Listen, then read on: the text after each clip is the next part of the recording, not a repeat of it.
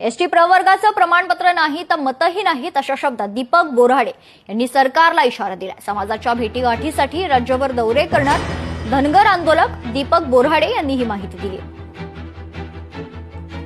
2014 ला फडणवीस साहेब म्हणाले होते की आतापर्यंतच्या राज्यकर्त्यांनी धनगरांचा वापर मतापुरता केला। तुम्ही आम्हाला सत्ता द्या, आम्ही तुमचा आरक्षणाचा प्रश्न सोडवतो। त्याच्याच एक 4-6 महिने अगोदर देशाचे पंतप्रधान आत्ताचे नरेंद्र मोदी पंढरपूरला आले होते।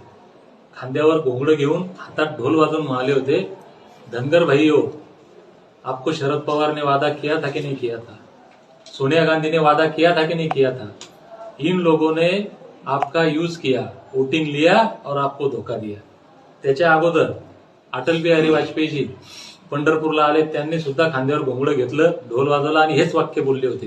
म्हणजे आम्हाला आरक्षणाची लालूच देऊन आमच्याकडनं मतं घेतले, हे फसवलं कोणच त्यांनी। म्हणून आमचं त्यांना सांगणं की आम्ही तुम्हाला मतं दिले, तुमच्या फसव्या चक्रवात आम्ही पहिल्या वेळेस बसलो, आता फसणार नाही। लोकशाही मराठी ऐका, पहा, जागरूक रहा।